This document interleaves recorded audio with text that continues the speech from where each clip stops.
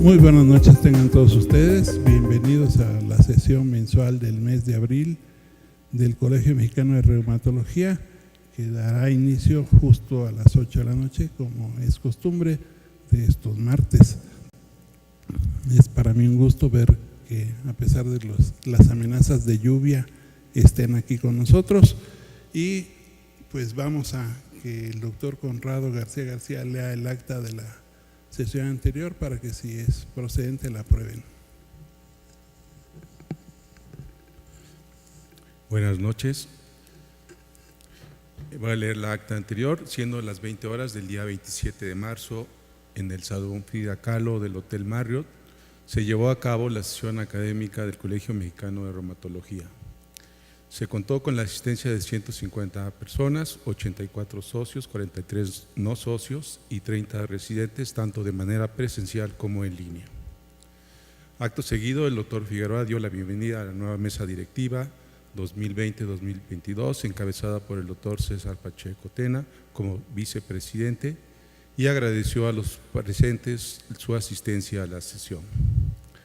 Con respecto al informe del Comité Ejecutivo, notificó que fue realizada la entrega y recepción a la nueva mesa directiva y que se está en el periodo de 60 días para transparentar la gestión anterior y realizar las observaciones pertinentes. Además de que se están realizando los trámites de protocolización del acta de la Asamblea del 43 Congreso Mexicano de Reumatología para darle poderes plenos a la administración actual. El doctor García Figueroa comunicó que se han tenido algunas reuniones con la industria farmacéutica, donde se ha presentado el plan de trabajo para el Congreso, que se ha realizado del 14 al 19 de febrero del 2019 en la ciudad de Mazatlán, informando que se han comprometido algunos espacios y patrocinios para algunas actividades académicas. También hizo mención que el año pasado se cumplió el 50 aniversario de la fundación de la Sociedad Mexicana de Reumatología, actualmente Colegio Mexicano de Reumatología, por lo cual se tiene planeado realizar un evento en octubre del presente año para la conmemoración de dicho aniversario. Dijo además que se han enviado una encuesta a los colegiados con la finalidad de tener una retroalimentación para la mesa directiva actual sobre los tópicos tratados en la sesión de negocios del 46º Congreso Mexicano de Reumatología. También comentó que el doctor Rolando Espinosa envió una encuesta sobre sexualidad en artritis reumatoide, además de que se enviará otra encuesta propuesta por el laboratorio Lilly para todos los colegiados, que tiene como finalidad revisar algunos aspectos de tratamiento de la artritis reumatoide desde el enfoque del reumatólogo y los pacientes, y la fecha límite para responder la encuesta es el 30 de abril de 2018. Acto seguido, pidió la aprobación de la Asamblea para que se exente la lectura completa de la sesión anterior, debido a que eran 14 hojas. Se dio una lectura de una manera general, no hubo ninguna observación y se aprobó por unanimidad. Acto seguido, el doctor Gutiérrez Ureña dio un pormenor del estado financiero del Colegio Mexicano de Reumatología. Con respecto a las sesiones de preguntas y comentarios, el doctor Cajigas comentó que la encuesta enviada era excelente y le ayudaría a recibir opiniones para mejorar el aspecto financiero del Colegio Mexicano de Reumatología. El doctor Miranda también comentó que no le gustó la encuesta, hizo algunos comentarios con respecto a dicha encuesta, sugiriendo que fueran hechos de una manera más profesional. En asuntos generales no hubo ninguna pregunta ni comentario, y posteriormente se le dio la palabra al doctor Miguel Ángel Saavedra, jefe del Servicio de Reumatología del Centro Médico Nacional La Raza, con el tema de mortalidad en lupus eritematoso sistémico, mismo que generó un gran interés y preguntas. Finalmente, se ofreció un vino de honor. Si no tienen algún comentario con respecto al acta de la sesión previa, les solicito levanten la mano para aprobar la misma. Gracias. El siguiente punto es el informe del Comité Ejecutivo. Bueno, lo primero y más relevante es que ya están protocolizados los poderes, ya somos notarialmente comité ejecutivo ampliado con suplentes, Y bueno, pues ya tenemos los cambios de las firmas en los bancos, ya no aparece nadie más que el doctor Gutiérrez Ureña y su servidor como firmantes de las cuentas en dólares y en pesos mexicanos en Bancomer.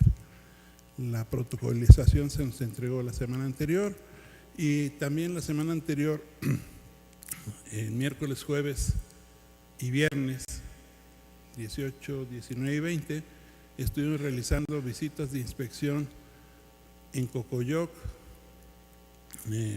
Vista Hermosa en el estado de Morelos y la hacienda de San Miguel Traigla en el estado de Hidalgo, para llevar a efecto el encuentro de profesores y residentes o residentes y profesores que se efectuará en el mes de agosto del 24 al 26, si no me falla la memoria, en la hacienda de San Miguel Regla. Estamos también en pláticas con nuestros patrocinadores para ver quién se anima a ayudarnos a realizar este evento, y aparentemente hay buena aceptación del mismo. Y continuamos con más entrevistas en las casas farmacéuticas para promocionar nuestro magno evento del 14 al 19 de febrero del 2019 en la ciudad de Mazatlán, también Puerto, para realizar el 47 Congreso Mexicano de Reumatología. Se llevará a efecto también en la ciudad de Monterrey, y estamos viendo la plaza y las cotizaciones para realizar el curso internacional de artritis idiopática juvenil, que será coordinado por las doctoras Rocío Maldonado y Nadina Rubio. Y bueno, pues no es mucho lo que hay que informar todavía, y el doctor Gutiérrez Ureña tiene algo que comentarles. Muchas gracias, doctor José Luis García Figueroa. Buenas noches a todos.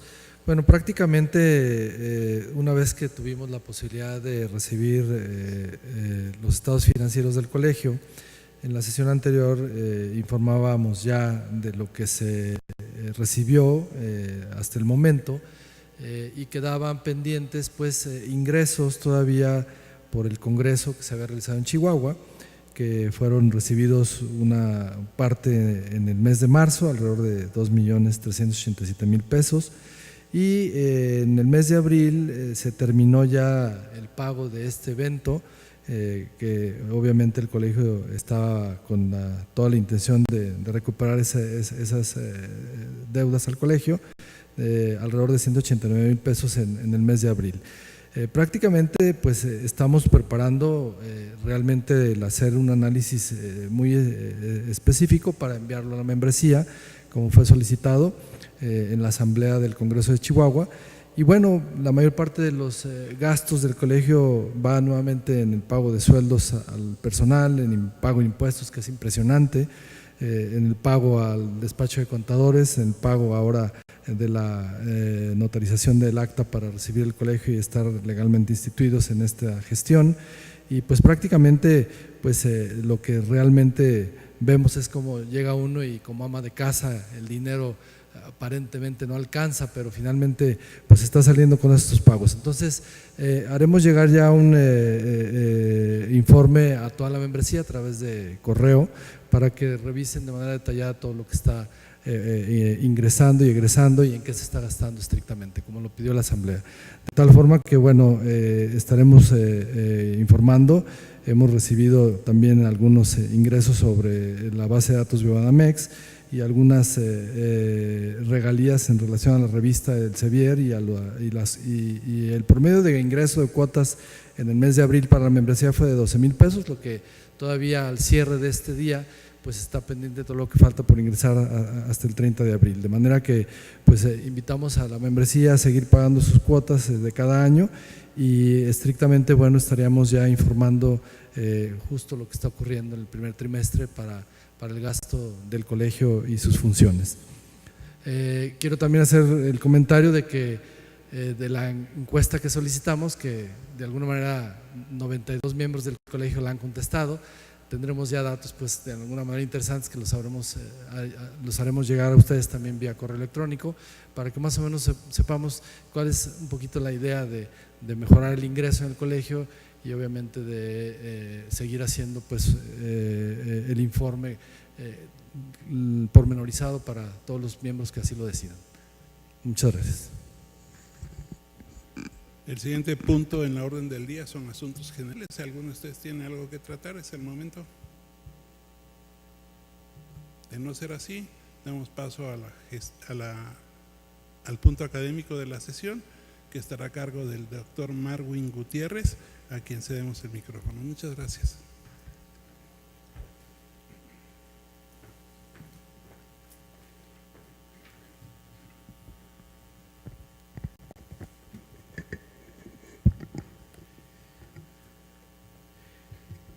Sí, muy buenas noches.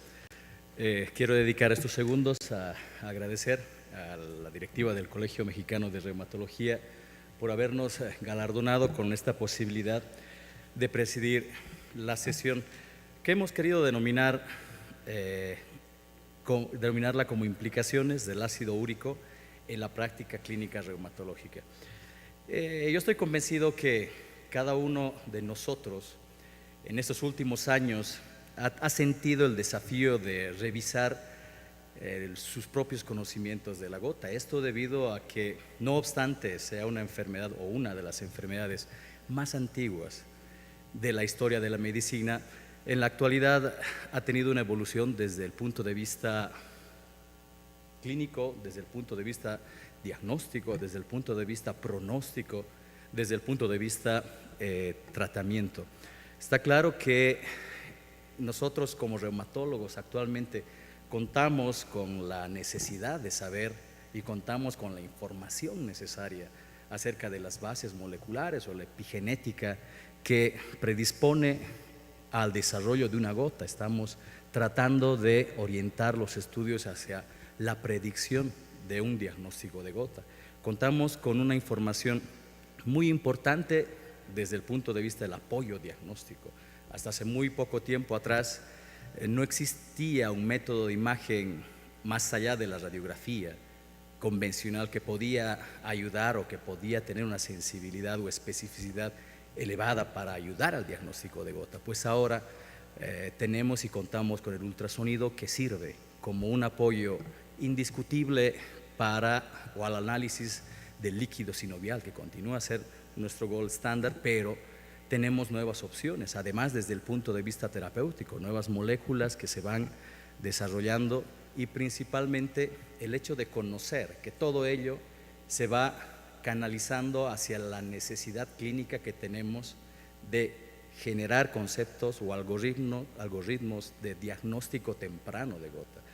Si nos damos cuenta, existe un arsenal de recomendaciones, de lineamientos para el manejo y para el diagnóstico de la gota, y principalmente nos estamos dando cuenta que la misma clínica, la topografía del compromiso tisular de la gota a lo largo de los años ha ido cambiando, ha ido evolucionando, hasta llegar a tener conceptos muy interesantes en donde la podagra, que una vez tal vez era considerada la primera expresión de la gota sintomática, actualmente puede y es considerada por algunos la expresión tardía y crónica de los depósitos de ácido de urato monosódico. Entonces hay nuevos conceptos, hay nueva generación de conocimiento, también hay nuevos desafíos y también hay controversias.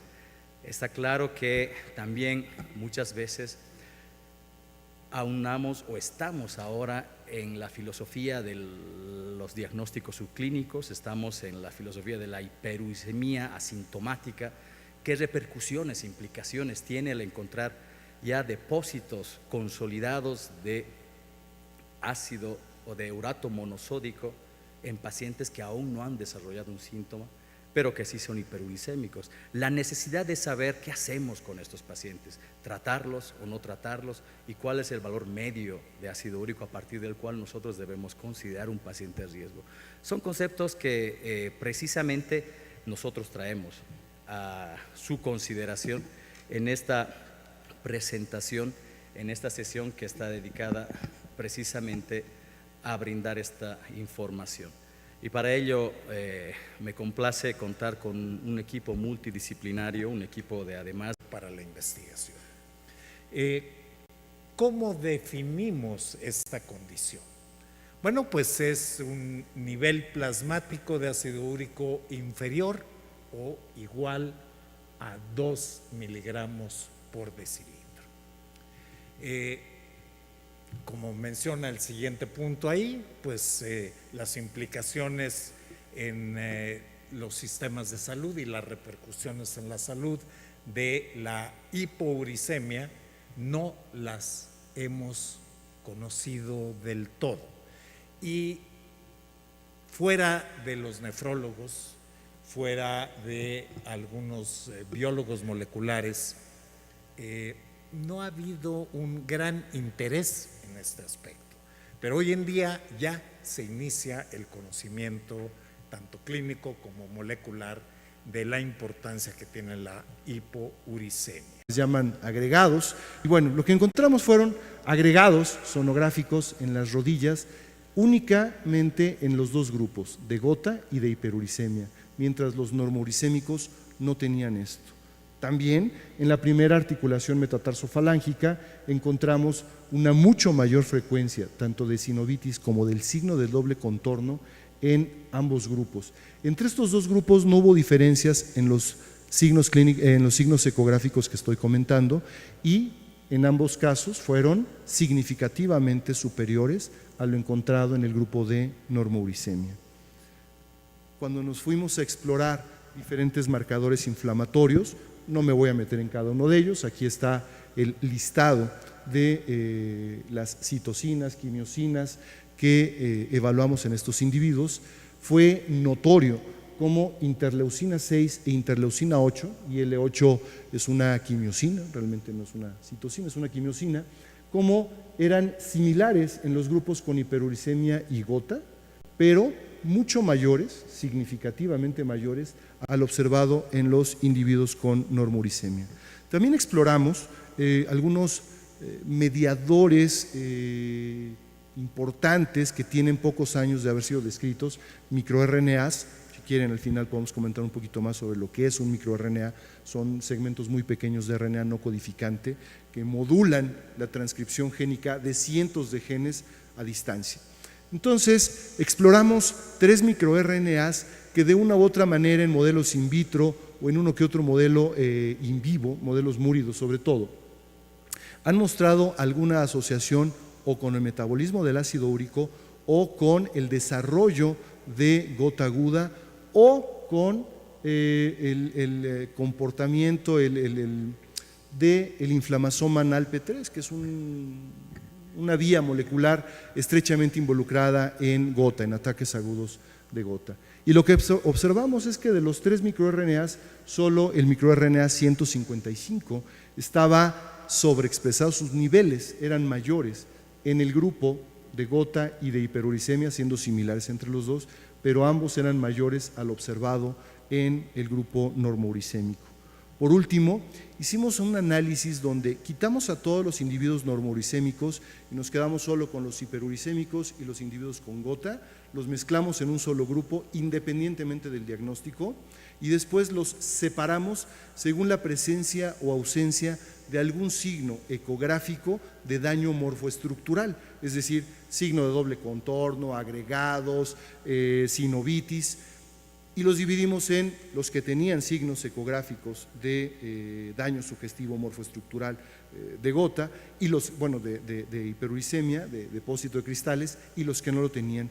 Y nuevamente lo que encontramos es que los individuos que tienen cambios morfoestructurales sugestivos de depósito de cristales de urato tenían niveles mucho más altos del microRNA 155 que los que no tenían los signos ecográficos, y también la concentración de interleucina 6 y la concentración de interleucina 8 fueron significativamente mayores. No encontramos diferencias en ninguna otra citocina, quimiosina o en alguno de los otros microRNAs.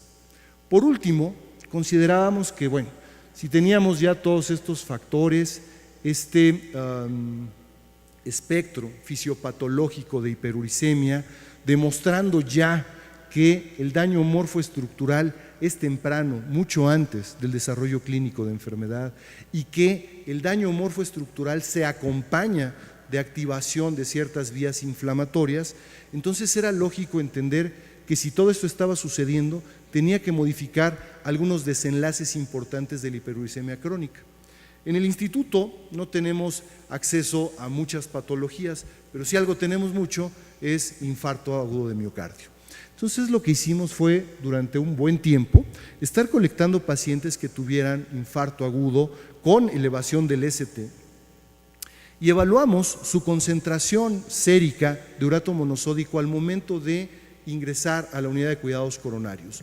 Nosotros no intervenimos más, todo el tratamiento fue dado por los cardiólogos intensivistas de la unidad y solo evaluamos las diferencias que había entre los grupos que se consideraron como hiperuricémicos o normoglucémicos. Algunos datos que creo que son importantes. Uno, vean la frecuencia tan alta de hiperuricemia en individuos mexicanos con infarto agudo de miocardio y elevación del ST. Es alrededor del 40%. Eso es muy alto. Si ustedes ven también la frecuencia de algunos otros factores de riesgo, diabetes, hipertensión, es mucho mayor de lo descrito en otras poblaciones. Sabemos que los mexicanos somos hipertensos, diabéticos, gordos, característicamente. Luego, buscamos qué diferencias había entre los desenlaces clínicos más relevantes entre los individuos hiperuricémicos y normuricémicos, y la gran diferencia fue en cuanto al porcentaje de mortalidad. Los pacientes hiperuricémicos tienen una mortalidad del 10%, y estamos hablando de mortalidad a corto plazo, básicamente intrahospitalaria, y cortamos el seguimiento a los 30 días. Entonces, 10% contra menos del 4%. Es bastante significativo esta diferencia. Cuando agregamos a los análisis la variable tiempo y creamos curvas de supervivencia por el método de Kaplan y Meyer, nuevamente encontramos que las razones de riesgo que produce o que otorga la hiperuricemia para mortalidad están en el orden de 2, duplica la razón de riesgo. Cuando hacíamos los comparativos entre los individuos vivos y muertos, encontramos 3 factores que son particularmente relevantes o distintos entre los grupos. La presencia de diabetes, una clase de Philip-Kimball igual o mayor de 2, que cualquier estudio de síndrome coronario agudo siempre va a ser la variable que más peso da a mortalidad, y 3, la concentración de ácido úrico sérico. Pero nuevamente, como ustedes pueden ver, los muertos tienen valores de ácido úrico no terriblemente elevados, en el orden de 8 miligramos por decilitro. Cuando ajustamos todo esto en diferentes modelos, lo que observamos, creo que le cambié, ahí está. Lo que observamos es que solo había 2 variables, después de ajustes multivariados, que seguían otorgando un riesgo incrementado. En particular, la clase de Philip-Kimball igual o mayor de 2, con razones de riesgo en el orden de 13, y la hiperuricemia en el orden de 2.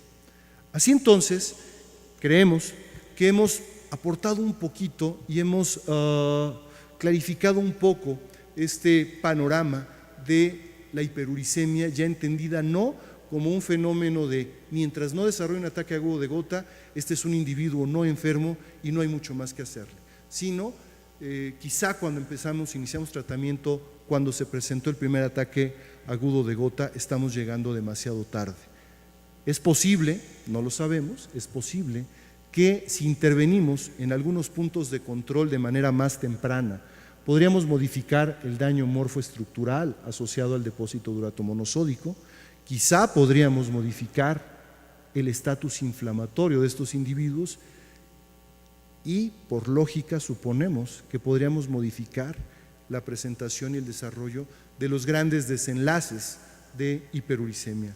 Este cambio de paradigma de gota como un fenómeno dicotómico a un espectro fisiopatológico de hiperuricemia nos sugiere que diferentes intervenciones, puede ser con hipouricemiantes, como hace unas cuantas semanas se publicó ya en New England el comparativo de mortalidad de todas las causas y cardiovascular entre febuxostat y alopurinol, y se muestra claramente cómo la administración de cualquiera de estos 2 fármacos disminuye la mortalidad.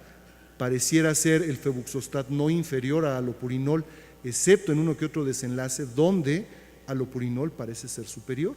O en una articulación un poco más accesible y podemos identificar los cristales de urato monosódico. En este caso, el diagnóstico por esta vía de la identificación de cristales ocurrió solamente en este estudio en el 13% de la muestra. para intentar saber si el ultrasonido o la ecografía musculoesquelética podría ser un equivalente de el líquido sinovial o del análisis del líquido sinovial. Se han realizado varios estudios, muchos de ustedes han participado en ellos. Cabe hacer notar la participación de México, de investigadores en varios de los protocolos que se dedican a dilucidar esto. Y aquí se repiten otra vez las lesiones de las cuales ya había hablado el doctor Amezcua, alguna de ellas, el signo del doble contorno, la presencia de tofos, una imagen que se refiere como tormenta de nieve o cielo estrellado en algunos casos, que es unas lesiones hiperecoicas que se observan en el líquido sinovial y que representan a los cristales de ácido úrico. Y aquí cabe aclarar que no solamente se observan estas lesiones, por ejemplo el signo del doble contorno en el cartílago, pero podemos evidenciar lesiones incipientes a nivel de los tendones, particularmente, lo veremos en un artículo de la doctora Naredo, en el tendón patelar, en el tendón del tríceps y en algunos otros tendones, lo que ha sugerido o lo que ha llevado a la propuesta de scores o de exploraciones sistematizadas, tal como ocurre en la artritis reumatoide, para el diagnóstico de gota, aún y cuando no se tenga el fluido o el líquido sinovial para poder realizar el diagnóstico.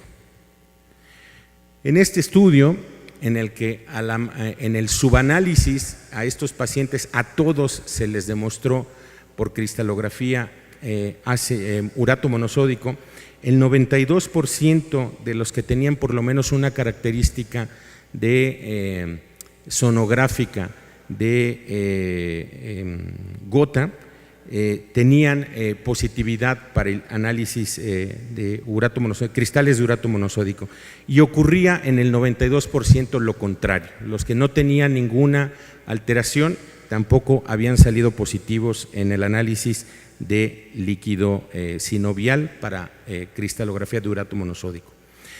Los criterios han cambiado, todos ustedes conocen los nuevos criterios de EULAR-ACR, y en estos criterios está la parte que corresponde a la imagen. Y en esta parte se habla del ultrasonido, particularmente del signo del doble contorno, como evidencia de que se están depositando cristales de urato monosódico sobre la superficie articular, o la tomografía computada de energía dual. La tomografía computada de energía dual, curiosamente, y aunque seamos reumatólogos, en muchos estudios o en algunos estudios tiene un peso mayor en su desarrollo para el diagnóstico. Ahora veremos algunas imágenes que nos pueden dejar un poco más claro esto. Y se califica si está ausente o presente en cualquiera de las dos modalidades. No olvidemos que esto es particularmente útil en etapas tempranas. En las etapas tardías, todos, el doctor Pineda es un experto en esto, conocemos las lesiones típicas de la gota que se pueden observar en la radiografía simple.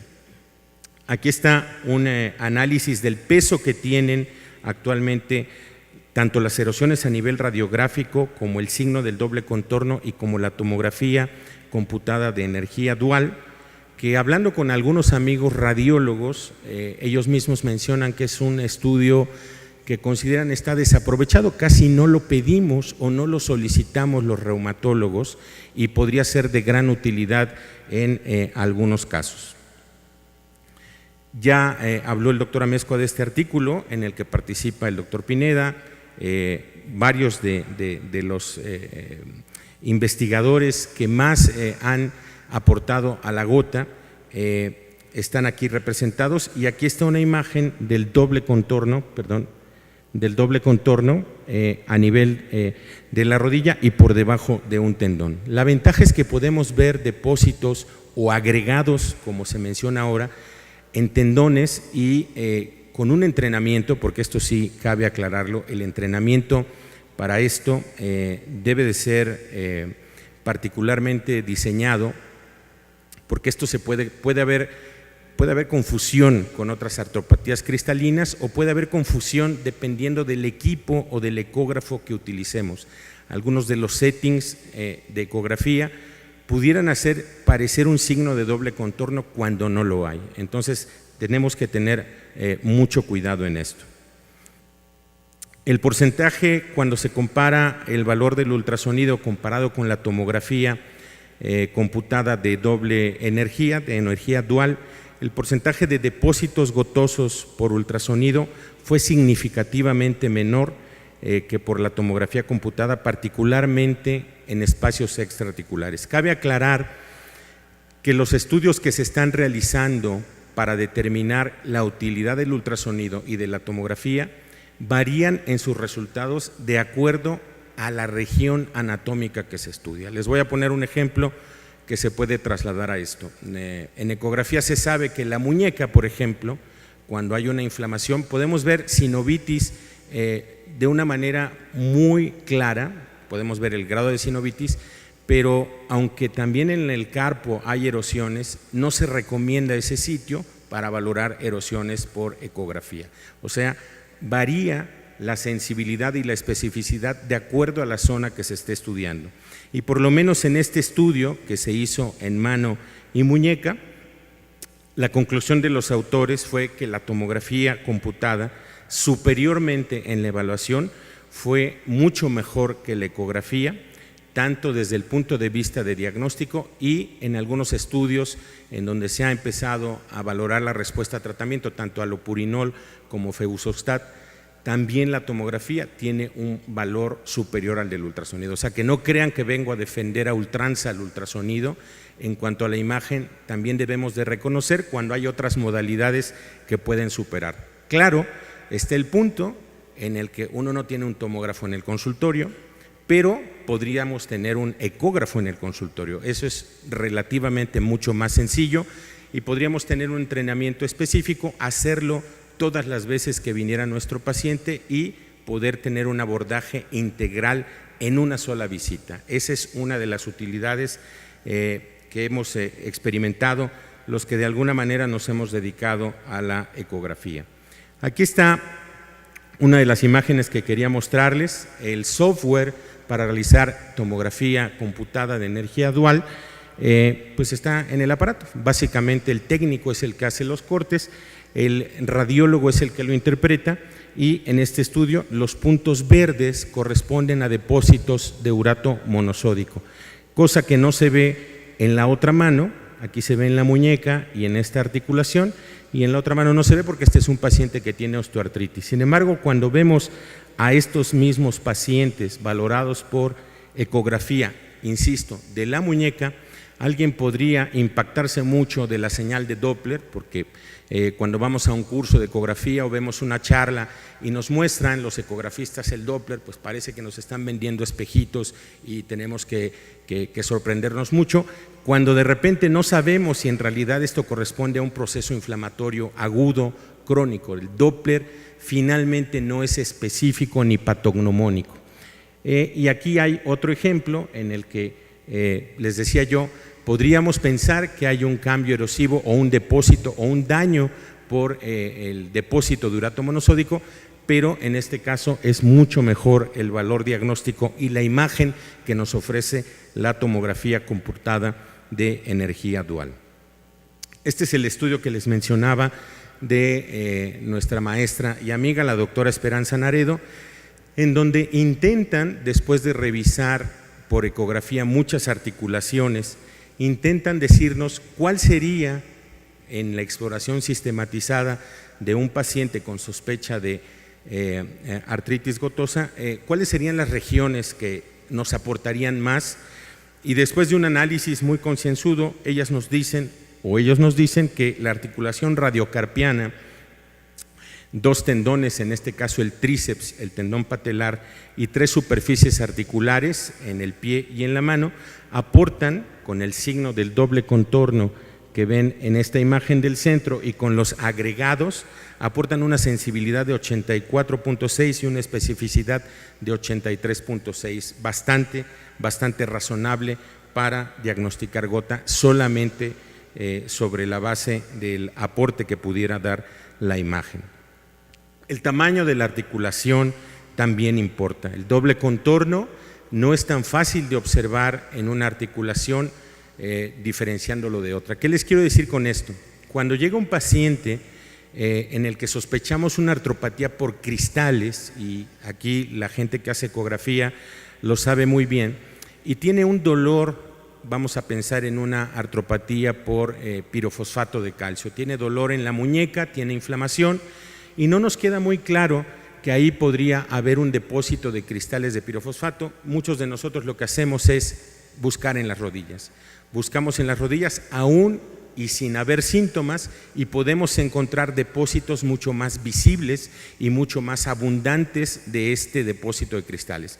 Y en este caso, en el caso de la gota, específicamente trasladándome a gota, hay una relación interesante entre quienes tienen menos de 7.5 miligramos de ácido úrico y su asociación con la presencia del signo del doble contorno, que les mostré en diapositivas previas, y los que tienen más de 7.5. Observen ustedes cómo la metatarso-falángica y la metacarpofalángica, a diferencia de la rodilla o de la muñeca, tienen una mayor asociación o una mayor relación.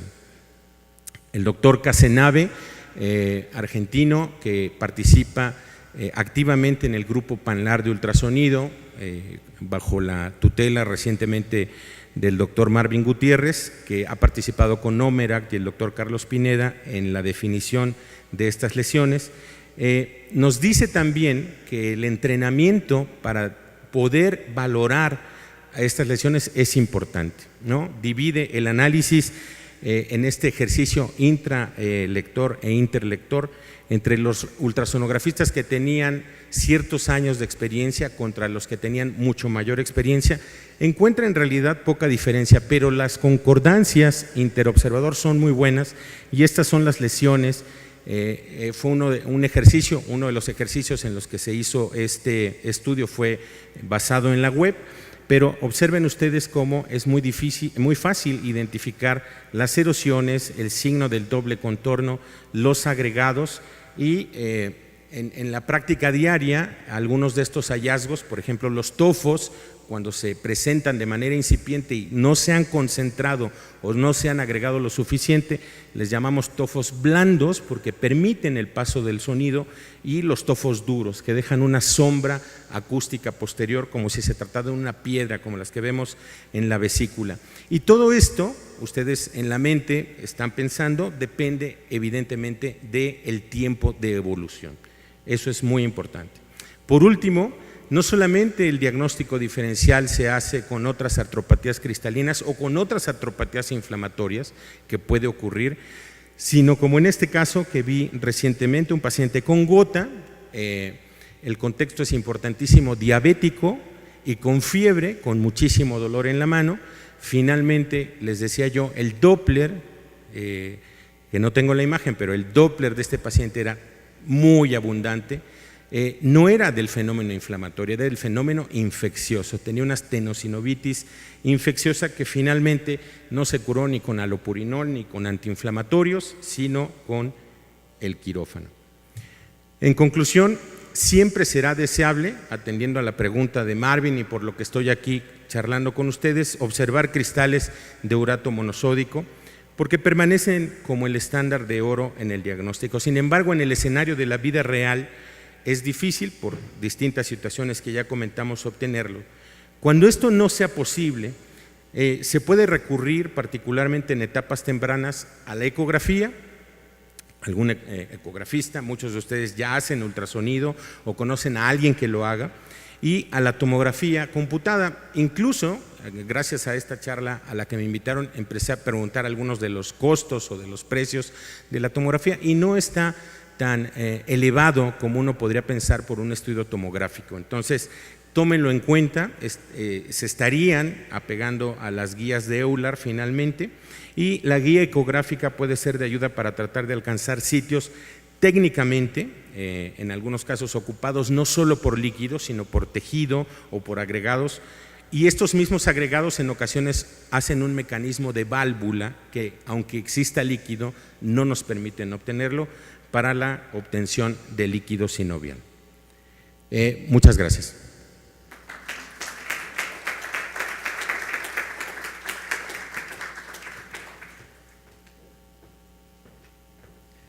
Muchísimas gracias a nuestros ponentes por esta excelente presentación. Por mientras, además, les solicito poder pasar a la mesa central para poder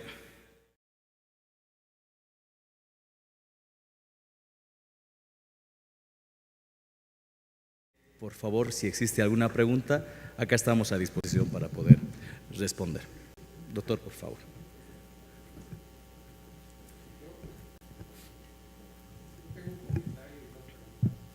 Adelante, por favor.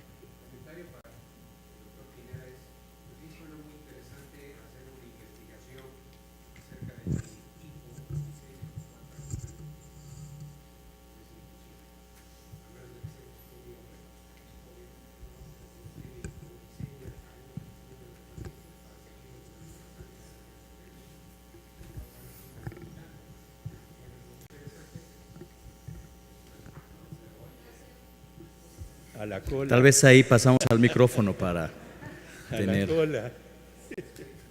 No vaya a ser a repetirla, que repita. Adelante. Yo sí te oí. Comentaba yo con el doctor Pineda que es prácticamente imposible hacer una investigación,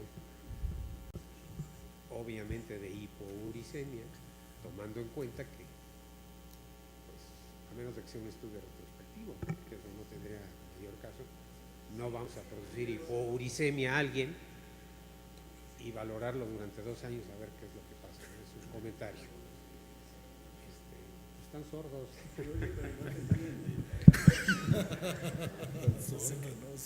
La pregunta para el doctor Amezcua es, con todos estos datos duros que nos das, entonces obviamente hay que quitar y romper con el viejo paradigma de hiperuricemia sintomática, no debe de tratarse, y debe de tratarse todos los casos de hiperuricemia y mantener un nivel de 4, que es lo ideal, porque ahí, como nos muestras, es donde evidentemente no se produce un riesgo, entre otros, cardiovascular. Es pregunta. Y para el doctor Chávez, en tus datos que nos expones, si efectivamente hacen una diferenciación muy clara con CPDD. Esto ocurre también con otras artropatías por cristales como hidroxiapatita o incluso cristales de colesterol que también pueden producir cuadros inflamatorios. Ahí no se ve doble contorno, o sí se ve, o es dudoso, se ha estudiado, no se ha estudiado. Gracias. Muy bien, vayamos por orden. Doctor Pineda, por favor. Bueno, desde luego no estoy proponiendo meter a los pacientes a hipouricemia prolongada, pero lo que sí se está haciendo, y los invito a todos, es a que evalúen en sus resultados esta posibilidad. Cuando lo empezamos a hacer en el Instituto Nacional de Rehabilitación, en los pacientes que van a donar sangre, ahí hemos encontrado en 6 meses 4. Son asintomáticos, obviamente. Entonces, esos son los pacientes a los que me refería. Podíamos estudiar, personas, no pacientes, pueden estudiar, y en el caso de los tratamientos que damos los reumatólogos, en algún caso pudiéramos inducir una hipouricemia profunda, pues bueno, pudiera traer esto consecuencias, desde luego, ¿no? Entonces, sí entiendo la frecuencia, la prevalencia de esta condición es muy baja y hay que estar al pendiente.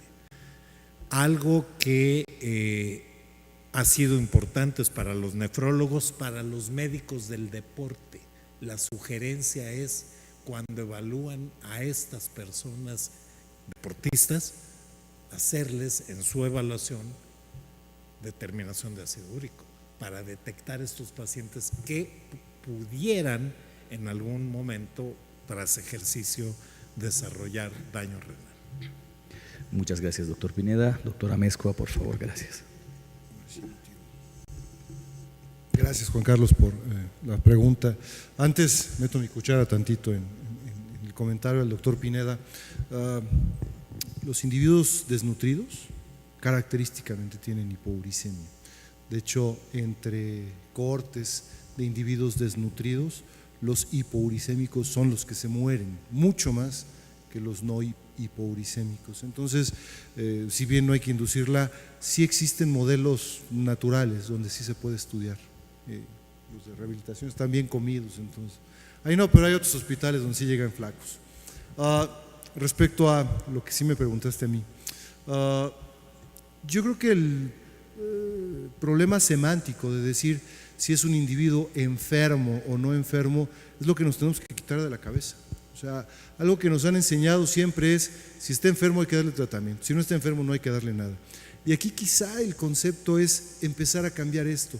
¿En qué punto de hiperuricemia vale la pena tratar? Lo que yo diga es netamente especulativo. De hecho, lo que buscamos ahora es empezar a identificar individuos con hiperuricemia crónica, asintomática, hacerles ultrasonidos y en aquellos que encontremos cambios sonográficos, evaluar su estatus inflamatorio con estas 3 cosas que presenté y unas cuantas más, darles tratamiento ¿con qué? Con lo que tenemos, alopurinol, y repetir los estudios 3 y 6 meses después y evaluar si con el tratamiento se quitan los signos ecográficos de depósitos de urato monosódico y sobre todo, la segunda, si modificamos los marcadores inflamatorios y 2, lo que queremos hacer también es sobre disfunción endotelial, función endotelial más bien en términos generales, estrés oxidante y algunas otras cosas. Entonces la respuesta es, no existe ninguna evidencia, es netamente especulativo. Lo que queremos hacer en la unidad precisamente es arrancar esto, ¿no? Este estudio que estoy platicando ahorita en 3 patadas. Gracias. Muchas gracias, doctor Chávez. Concreto, por favor. Gracias. Sí, en ecografía hay una diferencia entre el depósito de cristales, particularmente de pirofosfato cálcico, que es en la parte interna del cartílago. Si nosotros vemos el doble contorno, que se ve claramente este espacio que hay, si hiciéramos una línea a la mitad, es ahí donde se depositan los cristales de pirofosfato cálcico. A nivel de ultrasonido, esa es la imagen, a nivel del cartílago, perdón. Y también puede haber agregados, hemos visto, compartimos algunas imágenes con el doctor Marvin y el doctor Pineda, hemos visto depósitos de cristales de pirofosfato cálcico, por ejemplo, a nivel de la cadera o de las rodillas, que son indistinguibles de los depósitos de urato monosódico. Aquí el que más valor tiene es el signo del doble contorno. Y los otros patrones, cuando hablamos de la lesión o el signo del doble contorno, se va perdiendo especificidad en los siguientes signos, porque eso sí se pueden confundir con otros. Este patrón de tormenta de nieve o de cielo estrellado, en su momento quien lo propuso, todo el mundo se rió de él, ¿no? Porque decían, ¿cómo nos aseguras que esto es específicamente por cristales de urato monosódico?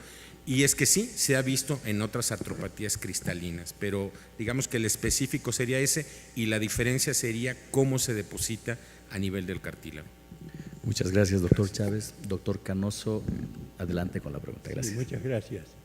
Estamos en la era de la ecografía, pero si le preguntamos a la masa de nuestros colegas por qué no hacen ecografía, es posible que la mayoría contesten de la manera que yo contestaría, porque no tengo el dinero para comprar un ecógrafo. Pero un microscopio cuesta alrededor de $200. No necesita ser polarizante, que te costaría mucho más. Si sabes algo de microscopía, puedes ver cristales de pirofosfato o de urato monosódico sin luz polarizada. Y eso lo podría tener cualquier reumatólogo. Pero como es un péndulo, el conocimiento médico, ya se está olvidando el líquido sinovial. En una reunión que organizó la doctora Ibáñez para residentes, yo hice una pequeña encuesta. ¿Cuántos de los residentes de los distintos programas tenían experiencia en ver un cristal? 30%. Es decir, el progreso nos está llevando a la ignorancia. La respuesta, por favor. Bueno, Es una yo reflexión. puedo también agregar aquí. Creo que parte de lo que pasa es que pues no es necesario demostrar que el ultrasonido es el superior al análisis de líquido sinovial o la tomografía dual es superior al análisis de líquido sinovial y al ultrasonido. Y por eso están los tres en las guías de diagnóstico para demostrar la presencia de cristales. Lo importante es que la gota es una enfermedad por depósito de cristales. ¿Y cuándo puedo yo demostrar que hay gota? Cuando demuestro la presencia de cristal. Si estoy segura que ese doble contorno es un cristal de urato monosódico, bueno, está bien, tengo demostrado ahí y puedo hacer el diagnóstico. Si lo demuestro en análisis de líquido sinovial, también tengo el diagnóstico. Y aquí yo creo que como reumatólogos, más que pelearnos de cuál es el mejor método diagnóstico, hay que usar cada uno para lo que sirve y cuando es. Un análisis de líquido sinovial en un caso de monoartritis tiene un valor que hasta ahorita no le pueden quitar otros, que es el mismo que presentó de la infección. Un caso de monoartritis aguda puede ser indistinguible clínicamente una artritis séptica de un ataque agudo de gota, que además pueden coincidir, o de varios cristales al mismo tiempo. Y eso sí te lo puede dar el análisis del líquido sinovial, sí te puede dar esa diferencia. Y recordemos que la artritis séptica es una urgencia que tenemos que diagnosticar en ese momento y que no podemos dejar ir al paciente. Y yo creo que ahí hay cosas que no se van a poder quitar. En el diagnóstico de gota, pues hay, como lo describieron ustedes, hay muchos momentos. Hay la gota tofacia, que para qué le voy a picar una articulación si le puedo picar el tofo. ¿Y para qué le voy a hacer más si ya tengo el tofo ahí, lo puedo ver? Sí, estoy de acuerdo. Cada uno va a poder ir teniendo su lugar. Lo importante es demostrar el cristal. Y probablemente con estos estudios como la tomografía dual, es que nos vamos a dar más cuenta que hay pacientes que tienen ataques agudos y no encuentras el cristal tampoco en la tomografía dual. Y hay pacientes que tienen depósitos, muchos, y no tienen ataques, ¿sí? Y tal vez ahí eso ya se irá describiendo con más tiempo. Y algo que también quiero dejar más claro es que el título que le pusiste a tu plática, doctora Amezcua, no estoy de acuerdo. O sea, estoy de acuerdo en que quitemos el concepto de que la hiperuricemia, porque lleva ese apellido de asintomática, no es nociva y no va al mismo tiempo que el síndrome metabólico, la resistencia a la insulina, todas las enfermedades que pueden llevar esto, porque además tus pacientes son pacientes con síndrome metabólico, resistencia a la insulina y todas sus complicaciones, además de la gota, y la hiperuricemia es parte de ese síndrome. Pero tratar de explicar eso o de poner eso llamando gota asintomática, no, porque la gota es la gota, tiene sus periodos, pero no existe la gota asintomática, ¿no? Sí existe la hipercolesterolemia asintomática y sí existe la hiperglucemia asintomática. Un momento, doctor Chávez, por favor, si quiere hacer el comentario. Perdón, doctor Jara, nada más para comentarles algo. Cuando vine a dar la charla y la estaba preparando, pensaba yo en que si generaba interés, la gente que era experta en el campo se iba a levantar, y lo logré. Y yo quiero comentarle al doctor Canoso que efectivamente el objetivo cuando inicié la charla fue decirles que no, o sea, que el ultrasonido no era de ninguna manera la sustitución del líquido sinovial. Probablemente no lo dejé claro, pero en lo que a mí me ha ayudado es precisamente en que puedo hacer mucho más punciones u obtener mucho más veces y demostrar que están ahí presentes los cristales. Un amigo común, el doctor Pablo Villaseñor, es de estos afortunados que tiene ultrasonido y microscopio en el consultorio. Y bueno, pues ya estamos hablando de clases muy altas, ¿no? Pero efectivamente, cuando no se tiene esto, pues se tiene la clínica. O sea, finalmente yo creo que eso es el mensaje más importante, que se tiene la clínica y que esto solamente es una herramienta para ayudarnos a obtener un diagnóstico más fino. Doctor Jara, por favor. Gracias. Estamos en época de debate, no queda duda, ¿no? Entonces vamos a continuar con el debate. Me llama mucho la atención que en esta reunión titulada Hiperuricemia en la práctica clínica no se haya hecho ninguna mención a la relación entre hiperuricemia y lupus eritematoso sistémico, concretamente con nefritis lúpica. Estos son estudios recientes de los últimos años, que arranca con la probable asociación entre ácido úrico y función renal y nefropatía lúpica. Sigue con estudios multivariados que muestran el riesgo elevado que tiene la hiperuricemia y el daño crónico en pacientes con nefritis lúpica, incluso mencionando que hay se agrega una nueva nefropatía lúpica, vamos. Y finalmente en pacientes con función renal normal y lupus eritematoso sistémico hay una clara asociación entre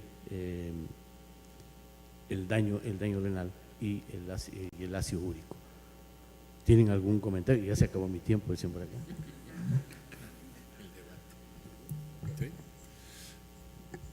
Gracias, Luis Javier. Rapidísimo. Yo no hablé una sola cosa de lupus porque si menciono esa palabra ya no hubiera hablado más de hiperuricemia por desviación. Hipertensión pulmonar. A eso voy. Sí, hemos hecho algunos trabajos, inclusive hay algunos de ellos publicados, en hipertensión pulmonar asociada a lupus eritematoso sistémico.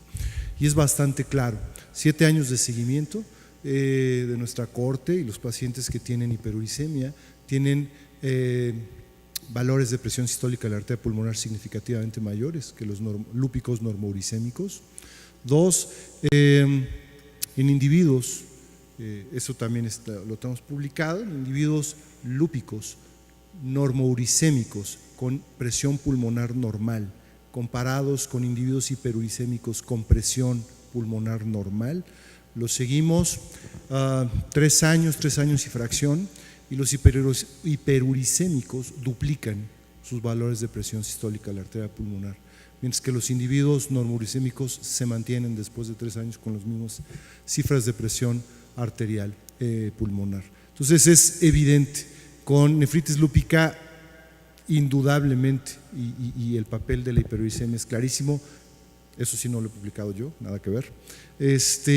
Y bueno, algunas otras asociaciones que son recientes y sumamente atractivas, por ejemplo, el síndrome de apnea obstructiva del sueño, SAOS, es un factor importantísimo que induce hiperuricemia y lleva hipertensión arterial pulmonar y arterial sistémica. Entonces, sí, hay muchísimo sobre eso, pero por eso no lo mencioné.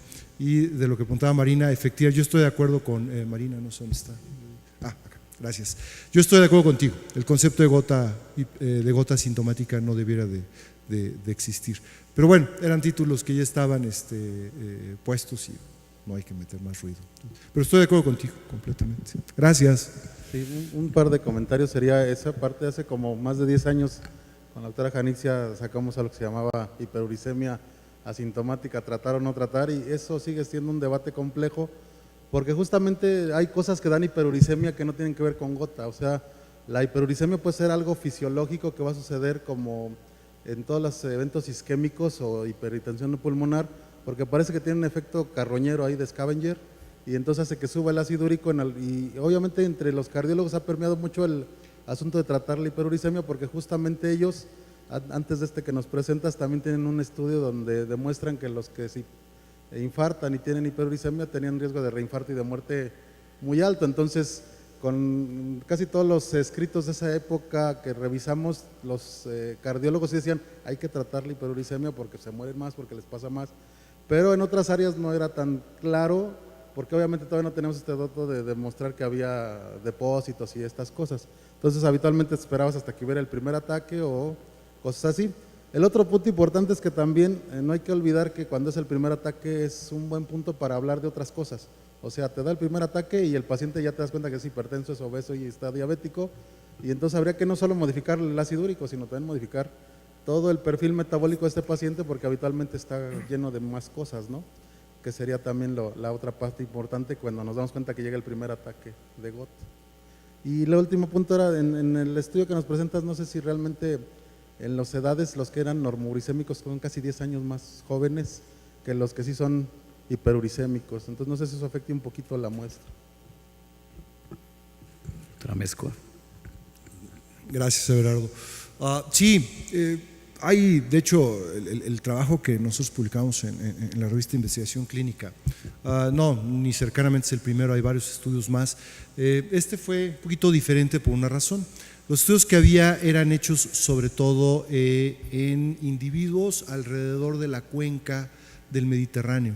Entonces, cuando tú ves las prevalencias en pacientes infartados y el papel del ácido úrico en supervivencia, las prevalencias de hipertensión, diabetes, dislipidemia, obesidad son bajísimas. En cambio, y bueno, no sabíamos si en una población como la mexicana, que tenemos una epidemia, verdadera epidemia, de todos estos factores de riesgo, se seguía manteniendo el valor. Entonces ese fue de hecho el objetivo real y primero del estudio. Las diferencias de edades son innegables, o sea, eso nada que discutirte absolutamente.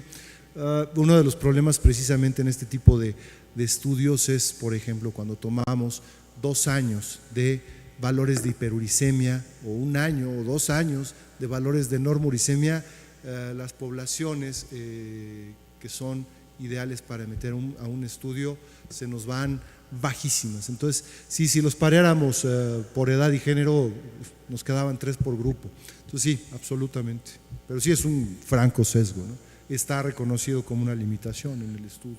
Gracias. Doctor Canoso, concluimos con usted. Luis, me hubiera gustado que te mencionaras, aunque sea por nombre, al doctor Jaime Herrera, porque él fue el que empezó en el Instituto Nacional de Cardiología a hacer estudios experimentales sobre hiperuricemia, hipertensión arterial, nefritis intersticial. Y en cuanto al estudio que tú hiciste en la unidad coronaria, Ronen Rubenoff, que fue el primero que introdujo sarcopenia en el mundo, la palabra, él en Hopkins hizo estudios mostrando que la hiperuricemia es un factor de riesgo independiente en el infarto de miocardio. Gracias, doctor.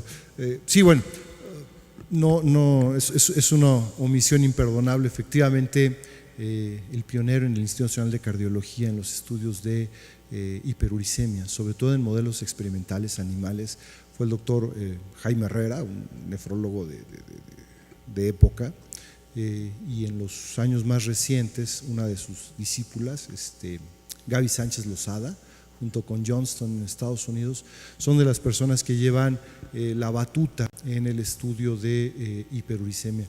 En particular, una cosa que es muy interesante y que creo que nos importa a nosotros, por eso la menciono, ya que el doctor Canoso me hizo hincapié en esto, es una cosa que se llama nefropatía mesoamericana, y es una cosa que da sobre todo en Centroamérica y en regiones del sur de México, donde son individuos sometidos a trabajo físico intenso, cañeros, cosas así, y desarrollan insuficiencia renal terrible y asociada a una hiperuricemia inusual. La causa no es bien clara. Insisto, si quieren leer más de esto, que creo que es algo apasionante, es efectivamente Gaby Sánchez Lozada con Johnston, y los trabajos pioneros son del doctor Jaime Herrera. Entonces, sí, absolutamente, doctor, gracias. Es una omisión inadmisible de mi parte no haber mencionado al doctor Jaime Herrera. Además, gracias a su intercesión, yo estoy en el Instituto Nacional de Cardiología, entonces… Doctora, adelante. Absolutamente.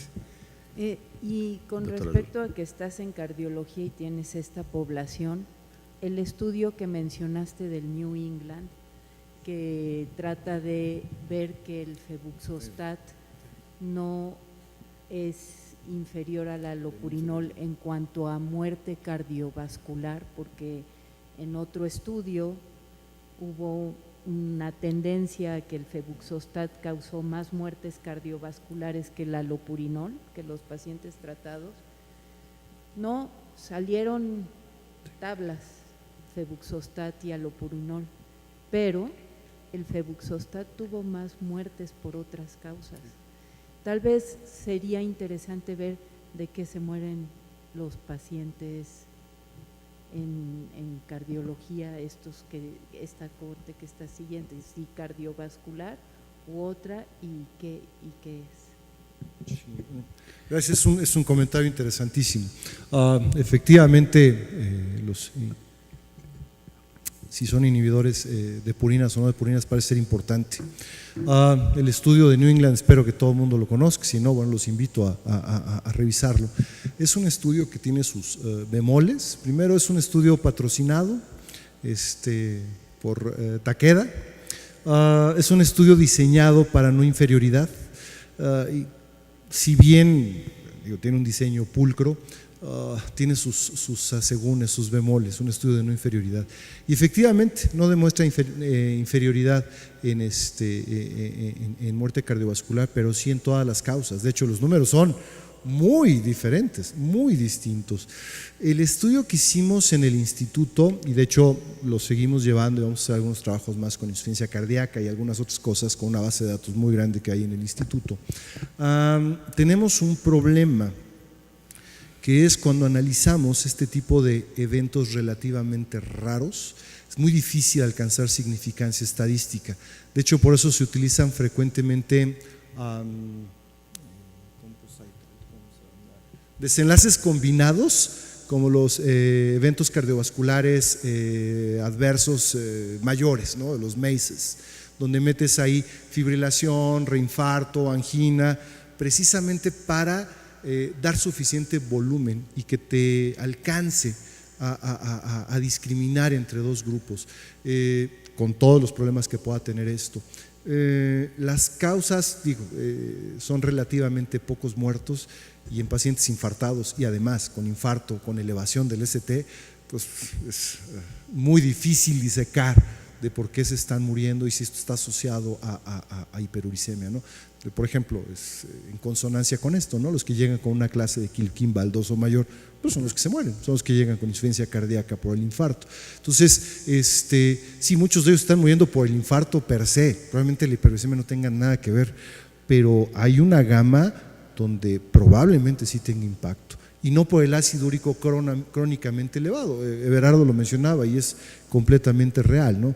O sea, sería fantástico saber cómo estaban sus niveles de ácido úrico una semana antes de infartarse, para saber si realmente el papel era esto o simple sencillamente funcionaban como un mecanismo de defensa después del infarto, como antioxidante, como scavenger y todo esto, ¿no? Es bastante difícil disecar los mecanismos moleculares que subyacen a estas asociaciones clínicas epidemiológicas. Doctor Jara. Me queda un minuto, voy a utilizar mi minuto. Vi en los estudios de esas patologías que estamos hablando, lupus, hipertensión pulmonar, que los cortes de hiperuricemia son más bajos que los que tradicionalmente conocemos. 4.7 de corte, 5 de corte, 6 de corte. ¿Cómo lo interpretan ustedes eso? ¿A qué qué se debe y cuál sería pues el punto de anormal versus normal. Es una buena pregunta.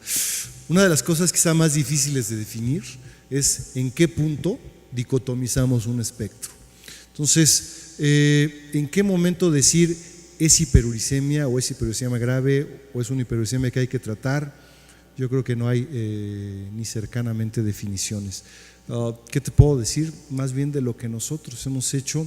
Cuando tratas de estandarizar, lo puedes evaluar de acuerdo a los milimolas por mililitro. Lo puedes hacer por miligramos por decilitro. Los valores son diferentes. Quizá uno de los valores más utilizados en una secuencia de pensamiento lógico es el límite de solubilidad fisiológico del ácido úrico, más o menos 6.8 miligramos por decilitro.